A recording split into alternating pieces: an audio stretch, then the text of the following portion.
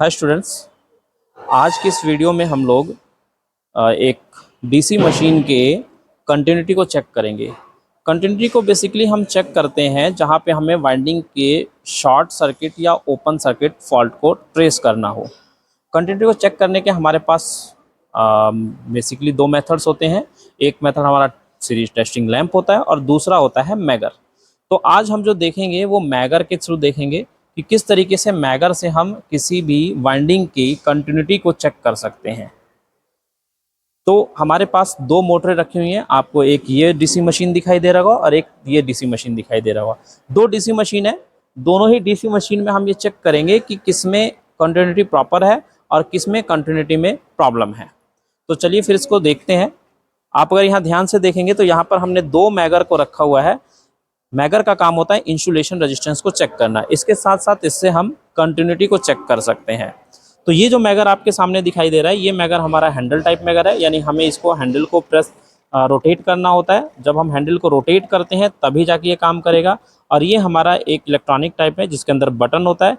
यानी अभी देखिए इन दोनों के निडल जो है वो इनफाइनाइट पे है।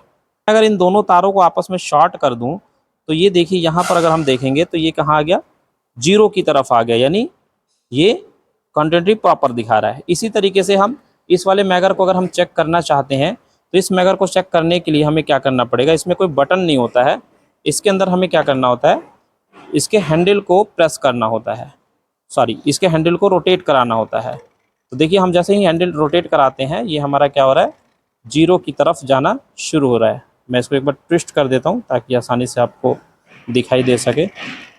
तो ये देखिए जीरो की तरफ चला गया, यानी इसमें प्रॉपर कंटिन्यूटी बन रही है। तो यही चीज़ हम क्या करेंगे, इन्हीं चीज़ों को हम चेक करेंगे इस डीसी मशीन पे। मैं मशीन इसको इसलिए बोल रहा हूँ क्योंकि डीसी मशीन एक ऐसी मशीन होती है जिसे एज अ मोटर और एज अ जनरेटर दोनों तरीके से यूज कर सकते हैं। तो सबसे पहले हम इस मशीन का चेक करते हैं। इसमें हमारे पास 6 तार हैं, यानी 2 वाइंडिंग है, शंट है, सीरीज है या जो भी है हमें नहीं पता है। हमें बस ये पता है कि एक वाइंडिंग ये है और एक वाइंडिंग ये है। इसमें कोई प्रॉब्लम है यानी कोई ओपन सर्किट है या नहीं है, वो हम यहाँ चेक करेंगे। तो सबसे पहले हम चेक करेंगे जो हमारे पास रोटरी टाइप का मैगर है उससे।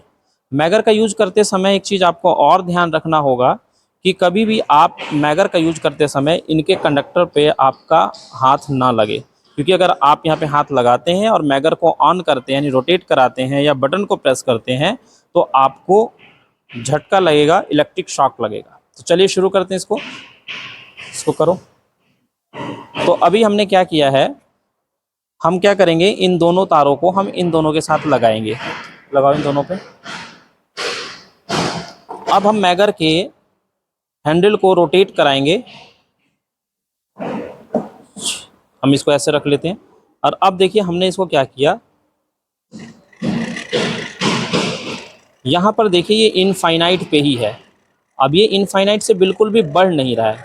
तो हम यहाँ कंटिन्यूटी चेक कर रहे हैं, तो कंटिन्यूटी अगर सही होती तो इसको आगे की तरफ बढ़ना चाहिए था, यानी जीरो की तरफ आना चाहिए था। अब हम क्या करते हैं, अगली दोनों वाइंडिंग के जो तार हैं उन पे चेक करते हैं।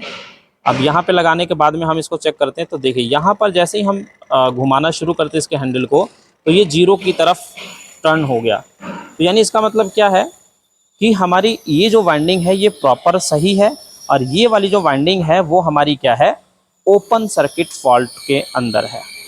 अब इसके साथ साथ हम क्या करते हैं, इसके इंसुलेशन को भी चेक करते हैं। यानी हमें करना क्या होगा कि मैगर के एक टर्मिनल के वायर को यहाँ लगाना होगा इन कंडक्टर्स के ऊपर, चारों के चारों पे, और एक इसकी बॉडी के ऊपर।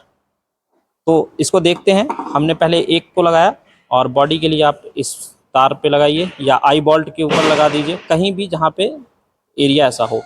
ये करते समय आपको ध्यान रखना है कि इसकी मोटर की बॉडी पे आपका हाथ ना लगे। तो इसको हमने शुरू किया तो देखिए ये केवल 50 के आसपास आ रहा है, यानी 100 मेगा ओम या 50 मेगा ओम की तरफ जा रहा है, इससे उधर नहीं जा रहा है। यानी इसका मतलब क्या है कि इसका इंसुलेशन हमारा प्रॉपर है। इसी तरीके से हम हर एक के साथ चेक करेंगे। लगा के रखो।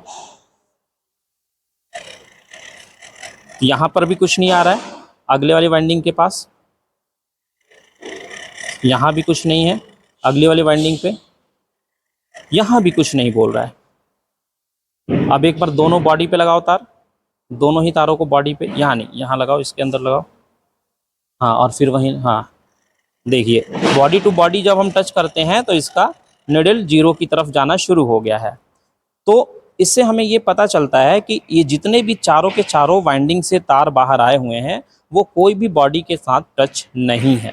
यानी इसकी कंटिन्यूटी की बात करें तो जो हमारी ये वाली वाइंडिंग है इसकी कंटिन्यूटी ओपन है, ये वाइंडिंग हमारी प्रॉपर है, कोई भी इसमें अर्थ फॉल्ट नहीं है। अर्थ फॉल्ट का मतलब बॉडी से कोई भी टच नहीं है। अब हम अगली मोटर की तरफ चलते हैं, या हम कहें अगली मशीन की तरफ चलते हैं। तो इस मशीन पे हम इस टेस्टिंग करेंगे दूसरे वाले मैगर के थ्रू। इस मैगर में और हैंडल टाइप मैगर में कोई ज़्यादा डिफरेंस नहीं है, बस ये क्या है, इसमें हमें दोनों को टच करा के इस बटन को दबाना होता है। इसमें कोई हैंडल नहीं होता है हमारे पास, ठीक है। तो हम अब इससे चेक करते हैं। प्रोसेस हमारा वही रहेगा जैसे पहले के साथ किया, बस इसमें यह है कि हमारा मैगर हैंडल टाइप का नहीं है, यहाँ पर बटन पुश बटन वाला है। तो हमने यहाँ पे लगा दिया है। ध्यान रखना है कि हमारा कोई भी पार्ट बॉडी से टच ना हो मशीन की, और हम इस बटन को दबाएंगे। जैसे ही हमने बटन को दबाया ये 0 की तरफ चला गया, यानी यहाँ पर 0 शो हो रहा है, इसका मतलब इसकी कंटिन्यूटी प्रॉपर है। अब हम अगली वाइंडिंग का चेक करेंगे।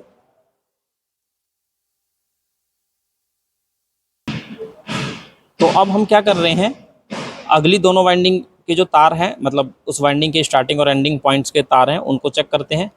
तो यहाँ पर भी हमने देखा कि यहाँ पर भी ये 0 की तरफ चला गया, यानी दोनों ही वाइंडिंग इसमें हमारी प्रॉपर सही है। अब हमें इसका अर्थ फॉल्ट चेक करना है, तो सेम वही प्रोसेस अपनाना है। एक एक वाइंडिंग की जो तार है उसके साथ हम चेक करेंगे, किस पे, बॉडी के साथ। तो हमने एक तार को बॉडी के ऊपर फिक्स कर दिया, और फिर उसके बाद हम यहाँ पे चेक करेंगे। देखिए बहुत ही माइनर सा निडल में डिफ्लेक्शन हो रहा है, यानी हल्का फुल्का रहेगा क्योंकि ये बहुत ही मशीन पुरानी हो चुकी है। अब हम अगले के तरफ देखेंगे, अगले के ऊपर बहुत ही माइनर सा चल रहा है। फिर अगले वाली वाइंडिंग पे देखेंगे, इस पे थोड़ा सा ज़्यादा आ रहा है, इसका मतलब ये थोड़ी सी वाइंडिंग वीक हो सकती है हमारी। और इसके बाद नेक्स्ट हम चलेंगे, नेक्स्ट पे भी थोड़ा सा आ रहा है हल्का फुल्का डिफ्लेक्शन। तो इससे ये पता चलता है कि इसमें कोई भी हमारा अर्थ फॉल्ट नहीं है, यानी ये जितने भी चारों के चारों तार आपको दिखाई दे रहे हैं इसमें से कोई भी तार बॉडी के साथ टच नहीं है। तो इस तरीके से हम किसी भी मशीन के जो वाइंडिंग है उसकी कंटिन्यूटी को चेक कर सकते हैं, और उसके जो हमारा इंसुलेशन रेजिस्टेंस है उसको भी चेक कर सकते हैं। ठीक, आई होप कि आपने इस चीज़ को समझ लिया होगा। अगर आपके मन में कोई डाउट या क्वेश्चन है तो आप कमेंट सेक्शन में पूछ सकते हैं। Thank you.